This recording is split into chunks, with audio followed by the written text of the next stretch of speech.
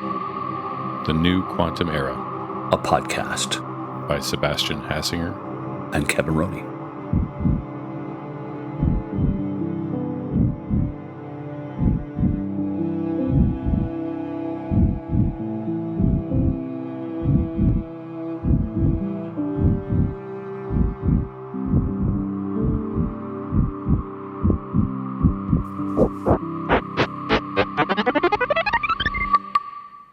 Welcome back to the podcast. It's Sebastian flying solo again, and I'm back with another episode from my trip to Rensselaer Polytechnic Institute in Troy, New York. This week we'll be talking with Professor Lin from UC Berkeley, who's a professor of mathematics, but the conversation and his career focus, his research focus, is really on computational chemistry. Professor Lin takes us through some of the foundations of computational chemistry, through his transition from sort of mathematics to exploring the possibility for extending computational chemistry and then applying quantum computing to that field. So it's a really interesting sort of overview of his work and of the recent advances in the field and the potential for combining classical machine learning methods for computational chemistry with new and emerging methods using quantum computing. So I hope you enjoy, and let's take a listen.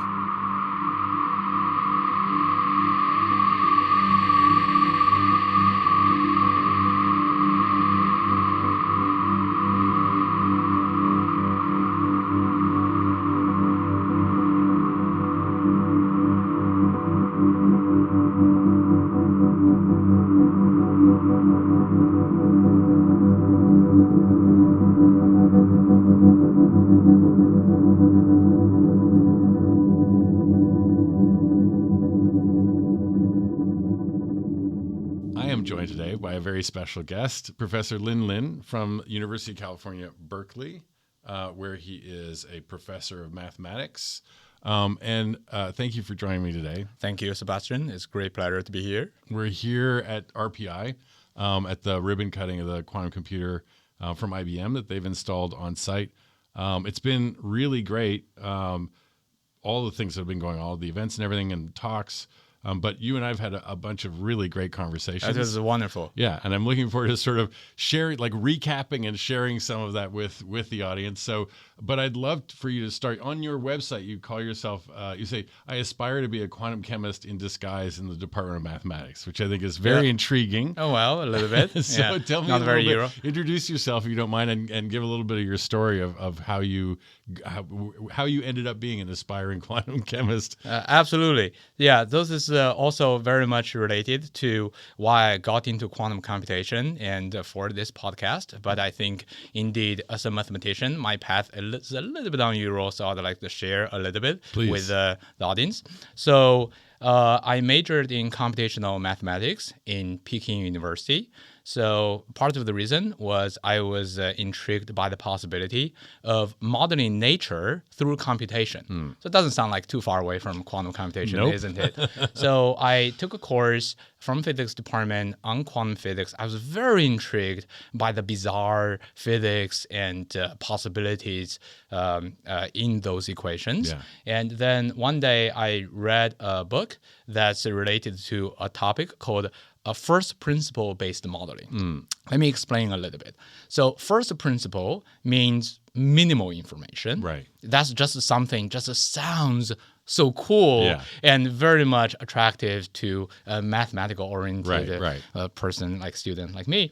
So what it means is that you would like to model a chemical system, for example, with a minimal amount of information that are the atomic species, which means what types of the atoms are, and atomic positions, which means where the atoms are. Really, it's hard to imagine you can model a system with information less than that. Yeah, right. True. Yeah. So this like first principle based modeling.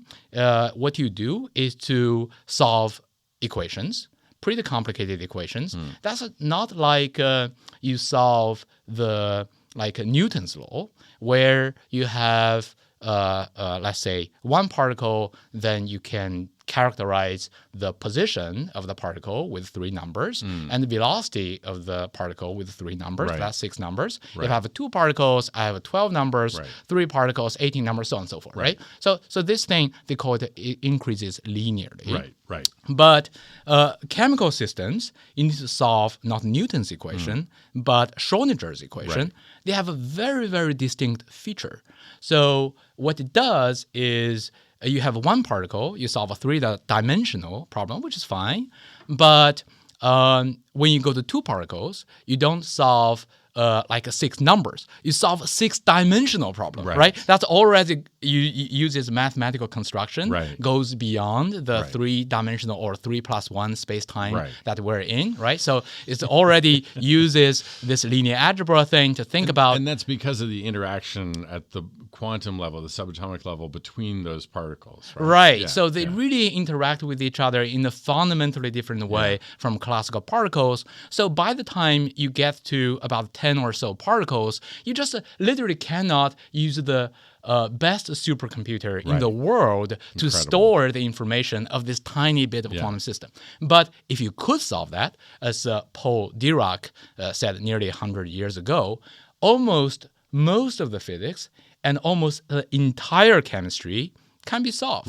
Just by solving those equations. Right. That's just a great quote. Right. Yeah. I mean, it's a really amazing foresight, and that pretty much guided the development of computational physics, computational chemistry for the next 100 years. Right. So I was very much intrigued by this possibility. And when it reaches the time that I need to go to grad school, I thought I want to do that. So I was very fortunate to go to Princeton University and work with a mathematician, Professor Lin Lin. His last name is very special, just a single letter E, but it pronounces in Chinese as And also Professor Roberto Carr in chemistry.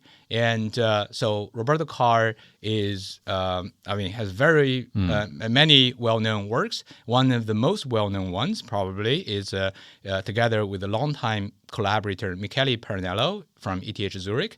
They proposed in 1985, that's the year when I was born, and this is so-called Carr-Pernello molecular dynamics. It was a big deal. So for many years, actually decades, Carr-Pernello molecular dynamics was almost synonymous to first principle molecular dynamics. It's a big deal. So I wanted to learn more, work on this direction. In particular, one of the projects I worked on is to work on better algorithms for one type of first principle theory called the density functional theory. Right. So density functional theory, roughly speaking, is some sort of like a bizarre field or like a theory that says, if you have 100 particles, then you're in principle solving a 300-dimensional, mind-boggling, high-dimensional problem. Density functional theory says, no, you just solve a 3-dimensional problem. But you need to make some approximations and so on and so forth. And in the past few decades, people found that about 95% of the time, I'm quoting one from Chemist, that this is just good enough. Okay? The rest of the 5% is really hard. We're going to come back to what's its connection with quantum computation. So just to make a connection, so Pernello Carr, how does that relate to DFT? Yeah, so a great question. So the Carr-Pernello molecular dynamics is really a way to combine DFT, which is a quantum theory, with Newton's law of motion, which is classical physics, that allows atoms to move. So I also want to say that because this DFT, density functional theory, is so useful, that its inventor, the late Professor Walter Kohn, received the Nobel Prize in 1998. So it is a really, really successful theory. But although you're solving a 3-dimensional problem, which means you can do that with a regular computer, it's still pretty slow.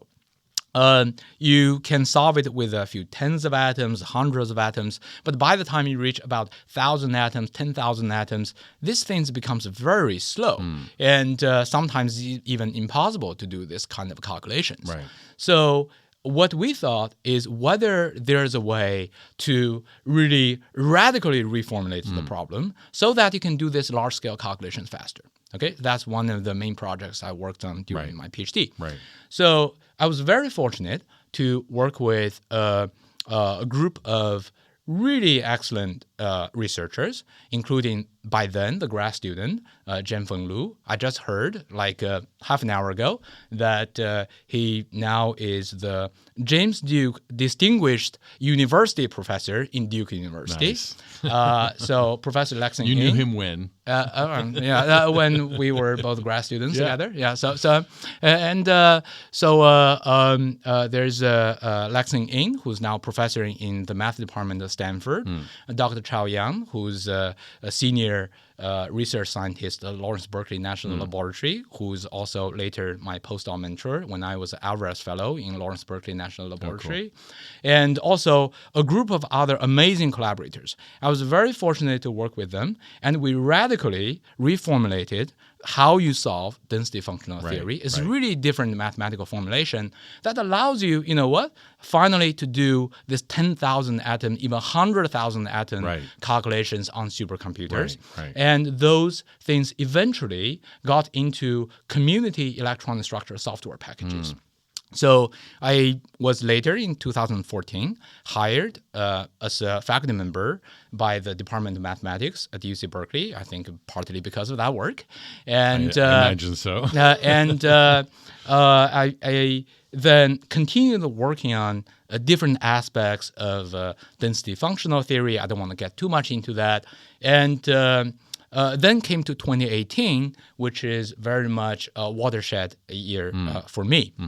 It was a few reasons. One is I was tenured that year. Nice. I realized, something has gone right. Right, exactly. Okay. And then people told me, it's time to be a little bit crazy. Right. I thought, okay, that suits my personality pretty well. So I said, remember, this density functional theory is extremely successful over 95% of the time. Right. But the rest of the 5%, people are kind of a little bit clueless. I mean, there are a lot of different theories, but there's no perfect thing. Is there any way to generalize that 5%? Is there some attribute or is there something that makes them more difficult? They are. Yeah. So part of the reason that people often talk about is that the remaining roughly 5%, a lot of them are so-called strongly correlated, which means that the rest are 95% are weakly correlated. Right. But it's so a kind the approximations do an okay job with a weak. Right. Yeah. But also what is weak and what is strong is constantly being redefined. But that's just like a loose term saying it is pretty difficult. Right. Okay.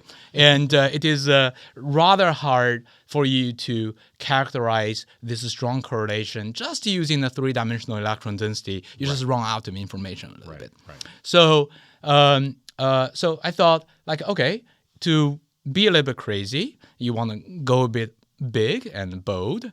What can be crazier than trying to solve the remaining 5%? Yeah.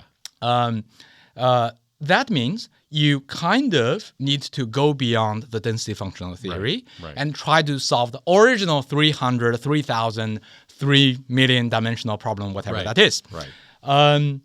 Then around 2018, there are two big things happening in science. Of course, they happen in a continuous fashion.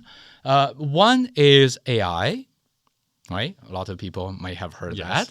And the other is quantum. Yeah.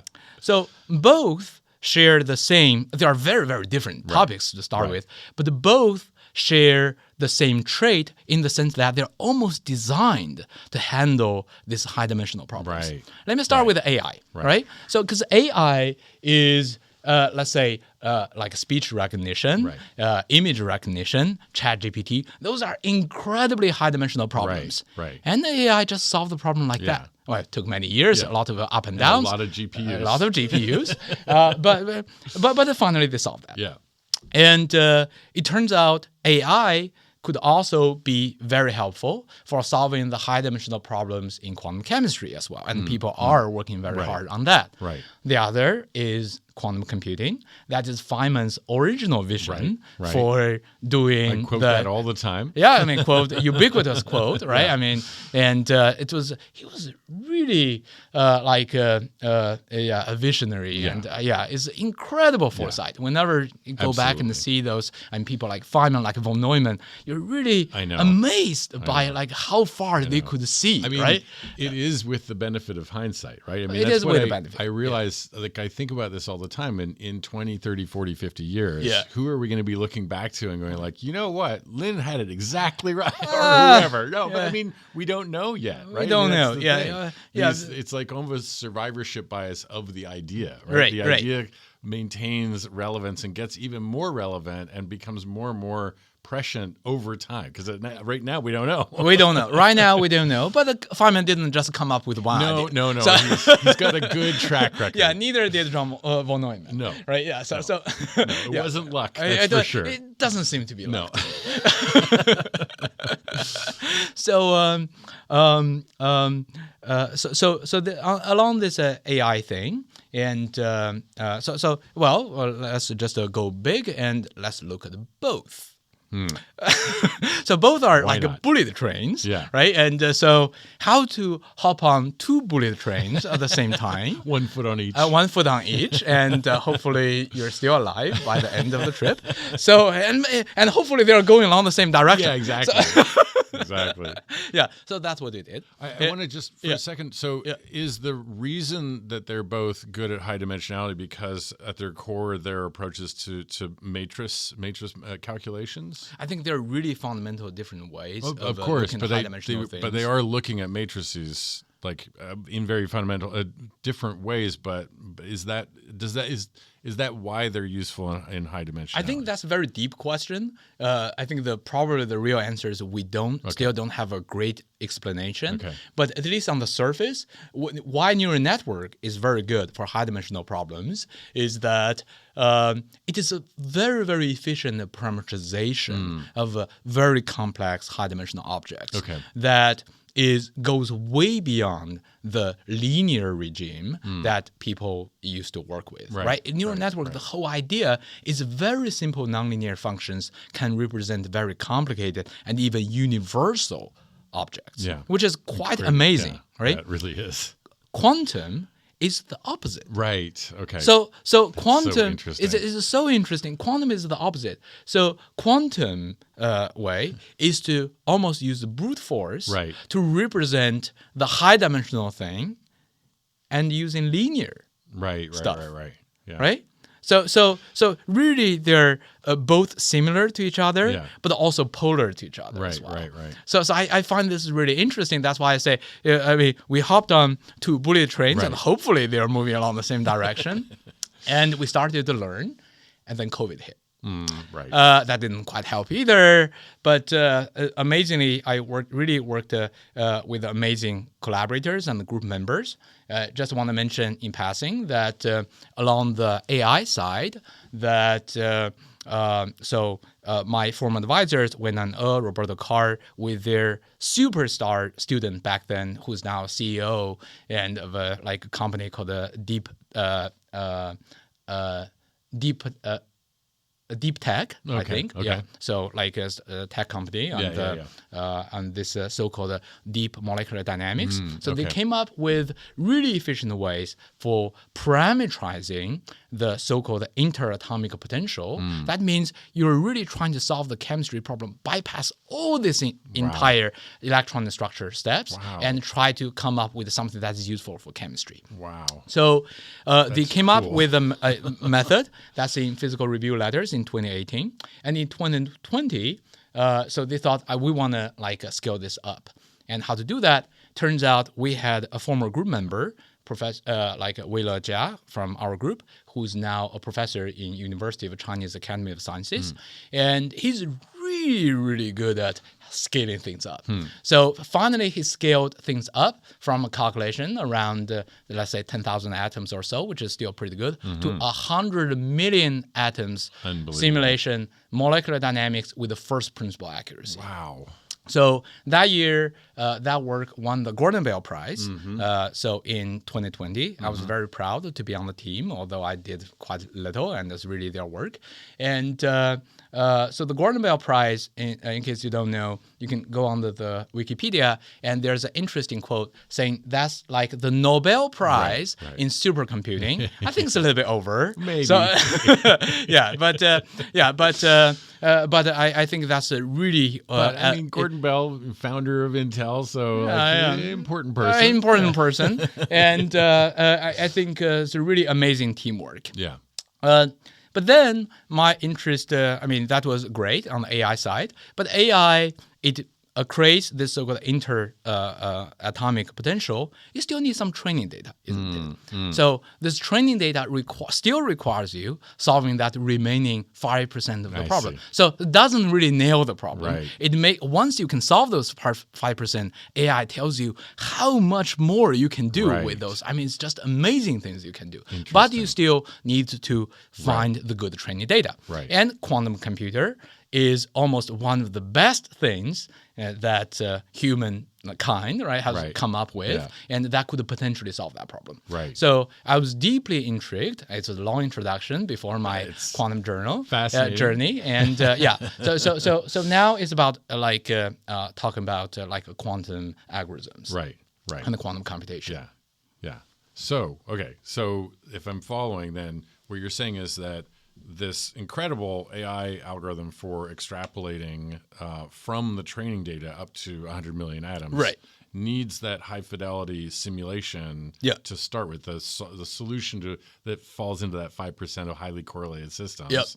And that's exactly what a quantum algorithm running on a quantum computer can provide. So it's almost like the seed of the training data that'll get you to that 100 million atom scale. Hopefully so. Actually, that's if this like a program works, that's probably one of the best ways to use a quantum computer, because really I want to say that the less you know about quantum computer, the more you think it can do. The more you know it, you realize the limitation. Okay, true. So I mean, if you don't know much, and think, oh wow, we have this. Eventually, we have this working quantum computer. Let's throw away our laptops, replaced by quantum computer. It's gonna process my database faster. I probably maybe I'm gonna play quantum games. By the way, there are and running on classical computers. Work a little bit different way from how you think about it, or in this Netflix movies, right? And this quantum. It's so powerful that they have to destroy it, and in order to save the world. It doesn't quite exactly. Not quite. No, not quite. So, right. So the more you know, the more you also know about its limitation. Right. So for chemistry, I really think that one of the best use cases, if this whole thing work at all, is that you go back to the first principle modeling, you give the atomic species, what types of the atoms are, give the atomic positions, where the atoms are, which is a quantum computer, spells out the energy of the system. So ground state, excited state? It could be ground state, could be excited state. The ground state, by the way, is the lowest energy of the system. That's already very useful. I think it is maybe a little bit useful to explain why we care about ground state energy, right? I was about to ask that. So why ground state energy? This is actually a very interesting question, and the answer is not that obvious. So in chemistry, we care about the ground state energy, which is just the lowest energy level of this so-called Hamiltonian. Okay, it's only one of the numerous energy levels of the system. Why do we care about this one? Furthermore, if you know a little bit about statistical mechanics, you know that at the room temperature, all the energies they should be weighted by the temperature, called the Boltzmann scale factor. So not only the ground state energy, but also first excited, second excited, tenth excited, they should all play some effect. Why do chemists, and not only chemists, but also material scientists, they care about this ground state energy that presumably should only be dominated at absolute zero temperature. right. And we're not living in zero temperature, thankfully. right? Thankfully. Otherwise, things are moving really slowly, and it's hard to imagine how life forms and so on and so forth. Yeah. So the reason is because of the gaps between the energy levels in a typical chemical system. So the gap between the typical chemical system also in materials is on the order of electron volt. It's kind of like a weird unit of energy. So let me just convert that to temperature, which means an electron volt is roughly, if you convert to the energy in the unit of temperature, is about 10,000 Kelvin or 10,000 Celsius. At that time, at that level, 273 doesn't quite matter. So let's call it 10,000. So Close enough. right. And we live, by the way, around 300 K, right? So which is very, very tiny compared to the typical energy gap of the system. I say typical because I'm not talking about things like bizarre stuff like superconducting where the gap is like a few Kelvin. That's why it needs to be really cool. That's where the quantum computer needs to be stored in this freezer, right? Yeah. So and just so a Hamiltonian is the dynamic of the chemical system. When you say chemical system, that term, does that refer to a chemical, like let's say, I don't know, acetaminophen or something, an aspirin, like, or or is it a chemical reaction, like two substances combining? That's a great question. Yeah. So what is let's say it is. I'm more talking about, let's say, aspirin, right? Yeah. Sitting there. Okay. So the chemical reaction is actually extremely closely related to those ground state energy calculation. So what is a chemical reaction? A chemical reaction is not that much more than atoms, the atomic configuration. They're changing a little bit. Right. But why do molecules and atoms, they want to stay in one position rather than others, is because in some configurations, the energies are lower, so they are more favorable. And in some positions, the energies are higher, so they're less favorable. So because that electron volt gap is so high. The typical separation between this kind of like energy levels is on the order of EVs. I'm not talking about everything, but the typical. Yeah. It is on the order of thousands to 10,000 Kelvin range. So the 300 room temperature becomes quite small compared to that. So that's why in chemistry and material, from the ground state, pretty much. Once you so-called Boltzmann weighted, which is you weigh the importance of energy levels by this relevance factor. So the ground state becomes extremely good approximation to how the molecules and the materials behave. So that is why, although we're living in room temperature, we care about this zero temperature property. So what you said, I think, is a really important question, and that is, really governing why the scientists are working on this kind of thing. So go back to this ground state like energy thing. So you do this first principle based modeling. You're given atomic species, atomic positions. You want to compute the ground state energy using quantum computer, for example. You do this for different types of atomic species and different atomic positions, and you collect a lot of training data. I strongly believe once you have those training data, AI could take over from there, and they're going to do amazing things. I think they're really going to scale up and do amazing stuff. That's so cool. So I think letting AI and quantum computer, they're really not competitors to each other, but more like in the future, they should complementary to each other. Yeah, that's so interesting. And I mean, another topic that we were talking about, which I think this feeds directly into, I said at some point that there's in the outside of the field itself, there's something of a perception, a growing perception of, there was Shor's algorithm in 1995. That's a very easily understandable sort of thing that quantum computers can do that classical computers cannot do. It can factor large numbers to their primes. And there haven't been a lot of notable sort of very clear examples of what quantum computers will be able to do since then. I mean, there have been some advances, but there's, I think, a general perception that maybe things are not going as quickly as we'd hoped, or that progress is slowing. And it sounds to me like, and you've said this to me before, so I'm basing this on what I'm hearing from you.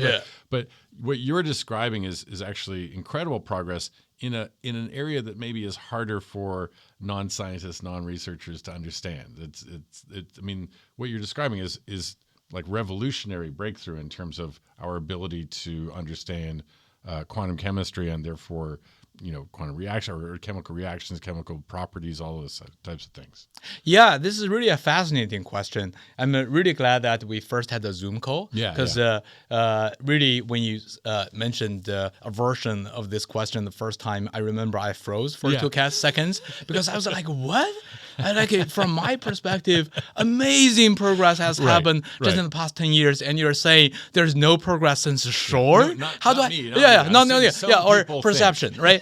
But then many people are saying. Many people are saying. But then I realized that I'm not the first one on this podcast. You have interviewed amazing people like Scott Aronson, Dorita Haneroff, John Preskill, right? Stephen Gervin.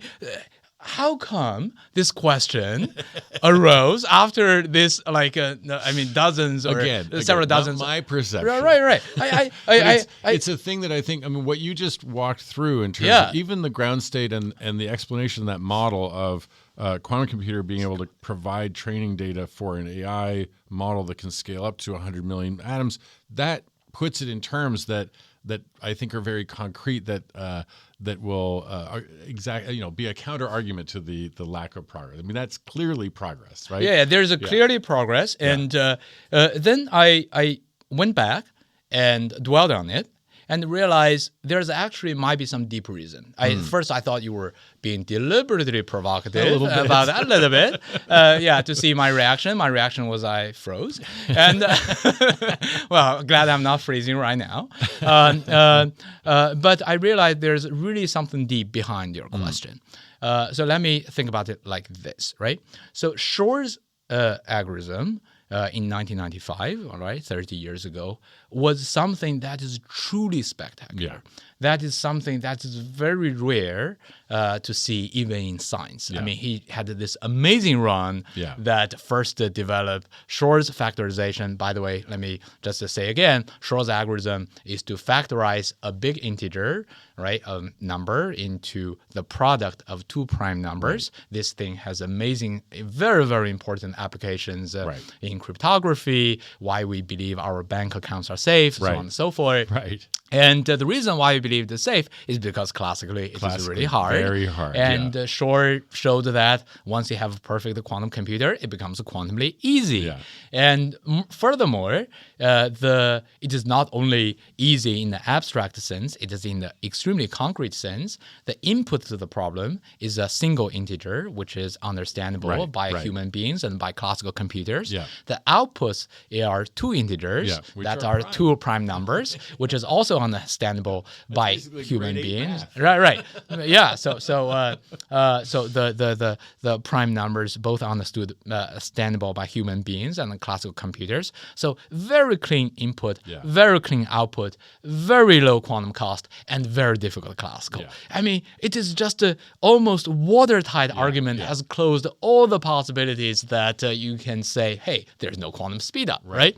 And not only that, and he kept saying, people say, hey, quantum computers may make errors. I'm going to develop error correction. I know. And less than a year later. Less than a year. And people say, okay, that's pretty good. But, the error correction may itself make some error. Peter Shor came back and say, I'm going to do it fault tolerant. So, this type of amazing runs just happen very rarely in not only in quantum physics, but also in science overall. In every field. Kudos to Peter Shor. And I'm sure many other speakers have talked about this over and over. But I don't think it hurts to re-emphasize just talk about this spectacular story. A little bit unfortunate thing for everybody else. Is that, why you could come up with such a perception is that in the next 30 years, right, we're going to, 2025 is coming, and not a single application or algorithm reached the level That's of right. Shor's algorithm. That's right. Let me repeat what I said, what Shor achieved. Yeah. If you think about it, it's remarkable. Yeah. So the key thing to achieve quantum advantage, by the way, quantum advantage is a term that says quantum computer is doing something that is useful, one, and two is that it is better than classical computers on a certain task. So it means that the task needs to be quantumly easy and classically hard. Okay, so how to do that? So I gave a talk yesterday, and it's a very simple message. There's no mystery behind it, and very easy to understand as well. Easy means that the input to the quantum computer needs to be easy. The cost should be low. The output of the quantum computer should have low cost, which means that you shouldn't just measure this quantum computer let the quantum computer output like trillions of numbers. Right. The quantum computer is really, really bad at doing that. Yeah. It's very good at something, but Yes. very, very bad at that. Yes. And the quantum running cost, which means the circuit depth cannot be too high. Right. And it also needs to be a classically hard problem. Right. Can you say that there's no progress satisfying all these criteria for after Shor? No, actually there are a few. Right. But very unfortunately, those problems are a little bit contrived Right. compared to Shor's factorization. Right. Maybe to most of Yeah. the people, cryptography is pretty contrived. But it has such utility. Right. As you It's said, just our such bank utility, accounts, right? So I may not be thinking about factorizing big numbers all the time, but I want to log on to my bank account from time to time and make sure that money isn't going somewhere that I don't know, right? And but the other progress, have to say, they're unfortunately more contrived than that, which is a very important reason that the public isn't quite aware. right. But also, you can talk about this quantum advantage, quantum utility for things that you do care about. Let's say the ground state energy of like a first principle-based modeling, right? But the argument is not as tight. So it could be reasons are there are various ways. Maybe the input problem isn't very easy to solve. You need to provide a quantum computer with very complicated input state in order to start solving that problem. Right. Maybe your quantum algorithm needs to require the quantum computer to output tons of information. Right. And as I said, quantum computers are really bad at doing that. Maybe the quantum algorithm is not running as fast, but that part turns out to be one of the easier problems to address. Right. Or you just increase n to the point where the classical runtime is way higher. Or you're talking about a problem that's not for quantum chemistry, but maybe for some other problems that the classical is hard, but not that hard. Right. So classical is not like a super hard, which also makes it hard to argue there's a significant quantum speedup. There's also something I didn't talk about, which is you also don't want to touch the problems which is classically hard and quantumly hard. Right.